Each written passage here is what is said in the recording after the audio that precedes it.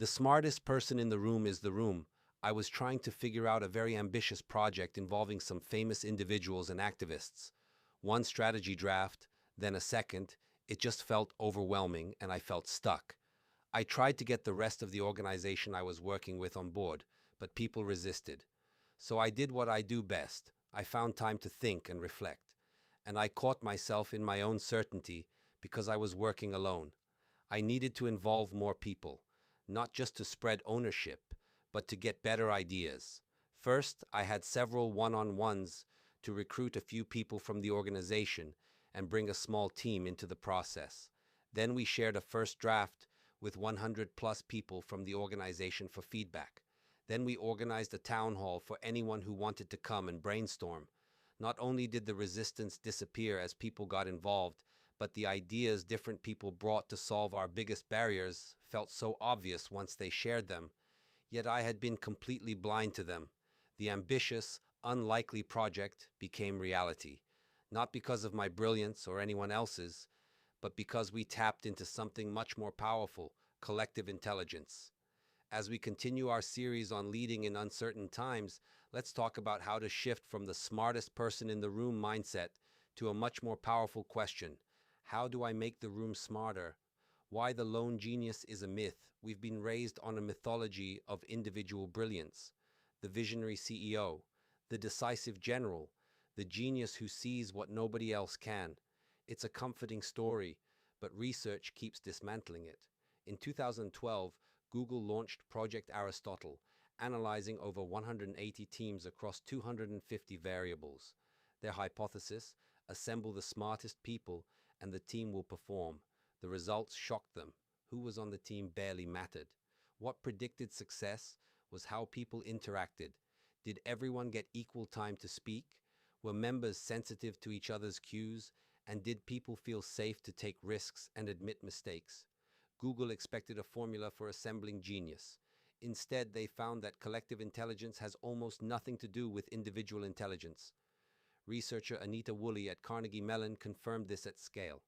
Groups have a measurable C factor, a collective intelligence, that predicts performance across a wide range of tasks.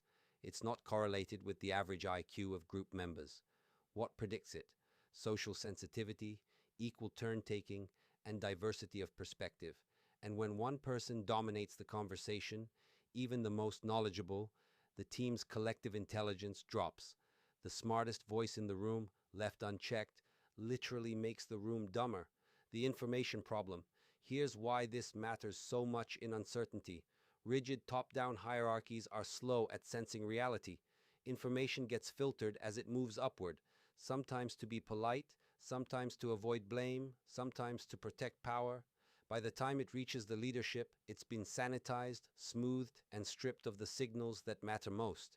In a crisis, the people at the top often have the least accurate picture of reality. The signals that matter, emerging problems, shifting conditions, early warnings, hit the edges first. Frontline staff, customers, junior colleagues, the people closest to where reality actually unfolds. This is why collective intelligence isn't just nice to have. It's a survival mechanism. People who rely only on their own judgment are working with filtered, delayed, incomplete information. People who activate the intelligence of the entire network are working with reality. From command to connect. This demands a fundamental shift in what leadership means. The old model is command and control. The leader sees, decides, directs.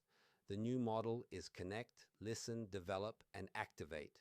Connect means building relationships across the system, not just up and down the hierarchy. The leader who only talks to their direct reports is missing 90% of the signal. Listen means creating the conditions where people actually tell you the truth, not what they think you want to hear. Without safety, you get silence. And silence in a crisis isn't peace, it's blindness. Develop means investing in others' capacity to lead, regardless of title. Every person who can exercise judgment and make good decisions under pressure is a node of intelligence in your network. The more nodes, the smarter the system. Activate means distributing leadership across the system, not delegating tasks, distributing authority and power. letting the person closest to the problem make the call because they have the freshest data. In uncertainty, control is an illusion. The only real advantage is speed of sensing and responding, and that requires many eyes, many ears, and many minds. How to build collective intelligence. Equalize the airtime. Teams where conversation is dominated by one or two voices underperform. In your next meeting, track who's speaking, use rounds where everyone speaks, ask the quietest person first. The intelligence is in the room, it just needs space to surface. Seek signal from the edges. Make it a habit to talk to people 2 or 3 levels away from you. Frontline staff, new hires, interns, external partners. Ask, what are you seeing that I'm probably not? Then actually listen. Reward the messenger. In most organizations, bringing bad news is punished. In collectively intelligent organizations, it's rewarded. If someone tells you something uncomfortable, thank them publicly. You're training the system to keep telling you the truth. Distribute the decisions. Identify decisions that don't need to come through you. Push them to the people closest to the information.